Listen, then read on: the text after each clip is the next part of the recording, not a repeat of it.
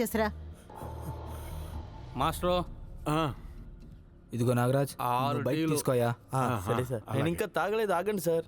రే, నేను ఇచ్చిన డబ్బులు టీకి మాత్రమే, కప్పుకు కాదు. త్వరగా తాగు. ఇవిగో సార్. మాస్టర్,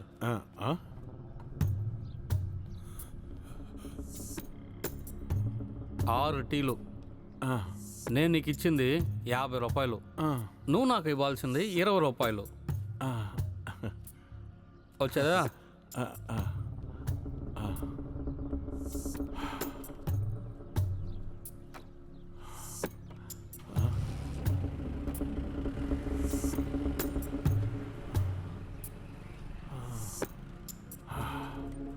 అమ్మాయ్యా.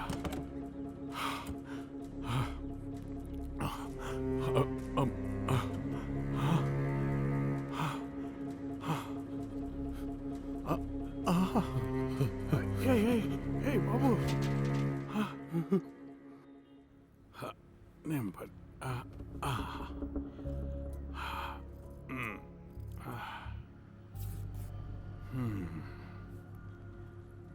అమ్మాయ్యా.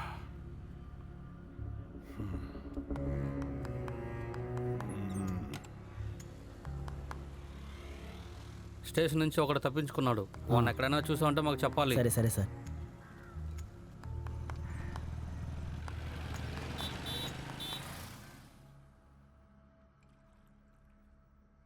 లేచావా? నేనే లేపుదాం అనుకున్నాను.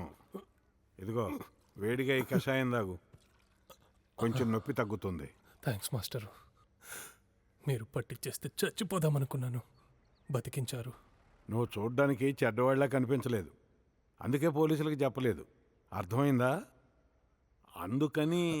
తెలుసు మాస్టరు, నేను వెళ్ళిపోతాను. చెప్పేది విను బాబు, నీ నొప్పి తగ్గాక వెళ్ళి, పర్వాలేదు.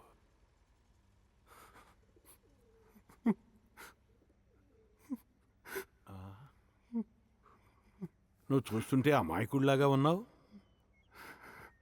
నీ కష్టమేంటో నాతో చెప్తావా? నీకు ఇష్టమైతేనే. అసలు ఏమైంది బాబు? నేను నిర్దోషిని మాస్టరు. నా లోకం చాలా చిన్నది. నాకంతా నా స్నేహితుడే. మేమిద్దరం అనాథలము.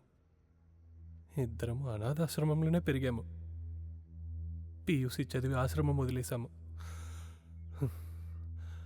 అంతకంటే ఎక్కువ వాడు చదువుకోలేదు.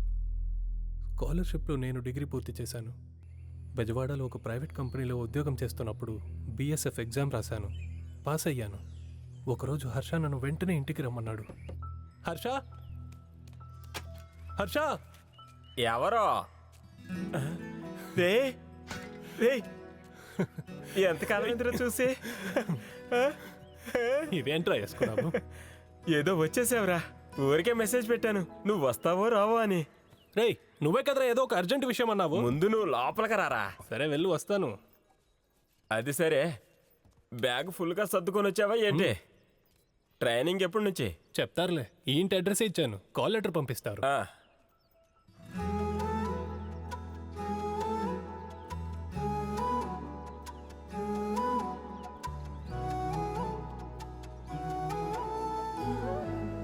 బాగుంది కదా? అదేంటో అర్జెంట్ విషయం అన్నావు. ముందు నువ్వు వెళ్ళి కాళ్ళు చేతులు కడుక్కొని రారా, తర్వాత చెప్తా. రే, BSF టెక్నికల్ డిపార్ట్మెంట్లో జూనియర్ ఇంజనీర్గా ఉద్యోగం దొరికింది. కాల్ లెటర్ వచ్చేంత వరకు నువ్వు నాతోనే ఉండాలని బలవంతం చేశాడు. BSF